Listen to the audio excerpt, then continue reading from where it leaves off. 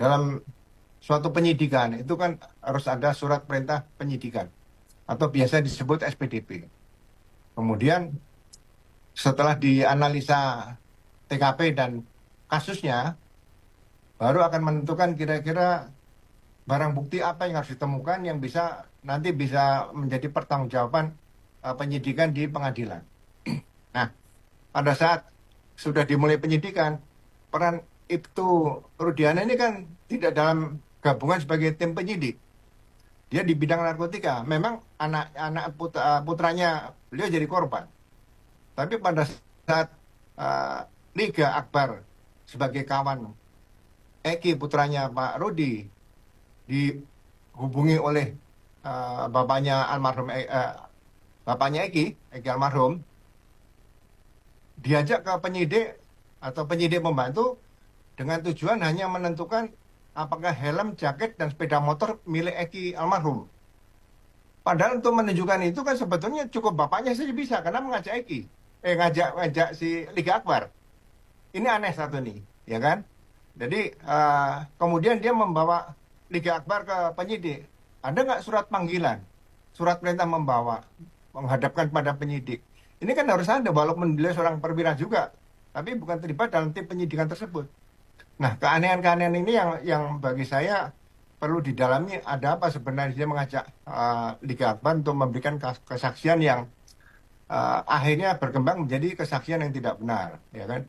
Kalau seseorang melakukan perbuatan kemudian memberikan keterangan tidak benar, ya itu berarti di pengadilan bisa dikenakan memberikan keterangan palsu. Tapi kalau seseorang dipaksa memberikan keterangan tidak benar, padahal dia memang tidak tahu permasalahan itu, apakah bisa dikatakan dia memberikan keterangan palsu? Deh, sumber keterangan palsu ini harus dibuktikan dari siapa gitu aja.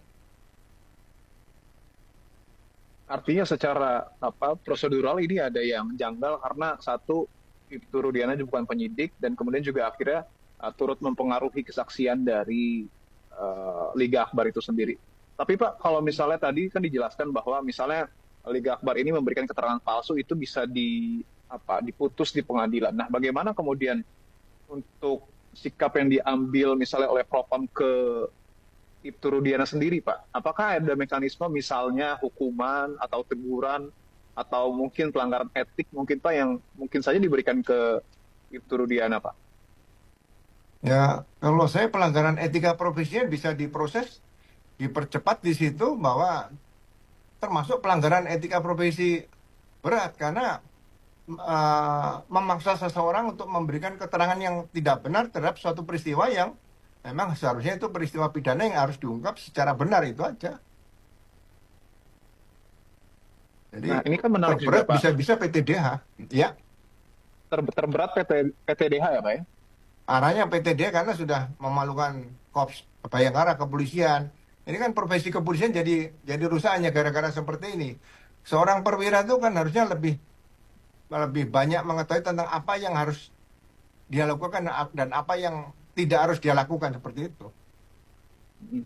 Baik, ini kan menarik Pak. Mungkin ada yang secara umum mungkin melihat kenapa pada akhirnya Ibtu Rudiana turun tangan mungkin karena Ibtu Rudiana ini bapaknya dari Eki. Tetapi juga kan kalau dilihat dari jabatannya mengemban soal narkotika pada saat kejadian pembunuhan, ada juga yang mengaitkan dengan misalnya pengungkapan kasus narkoba. Itu kira-kira motif dari Ibtu Rudiana terlalu mengintervensi terlalu jauh bisa ke arah sana nggak sih Pak? Apa Bapak melihatnya gimana? Ya, kalau saya dari awal saya selalu katakan dalam suatu peristiwa tindak pidana seperti korbannya Vina dan Eki ini, analisa kriminal para penyidik di Polresta atau Polres Cirebon ini harus benar-benar dikeluarkan semua. Ada beberapa eh, analisa. Analisa pertama misalnya apakah korbannya memang murni Vina, kemudian Eki terbawa di situ, atau kemudian analisa kedua kemungkinan Eki menjadi sasaran utama, Vina terbawa.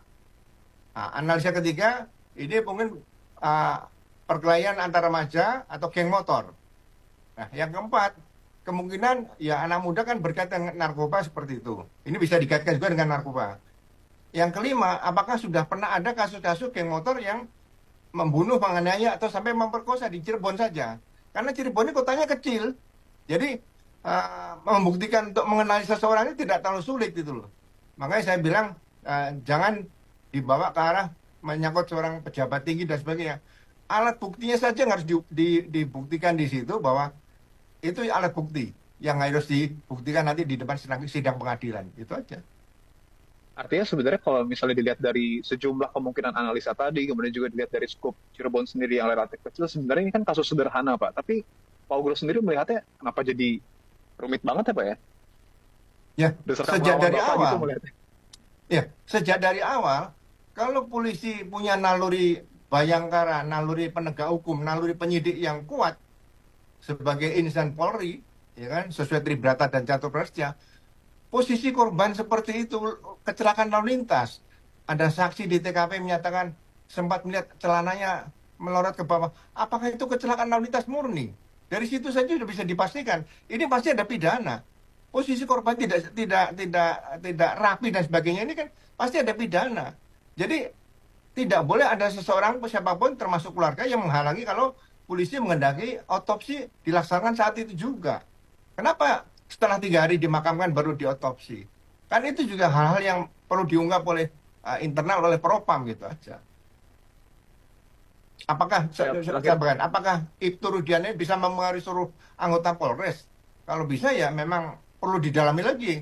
Siapa sih Ibtu Rudiana sebetulnya gitu aja.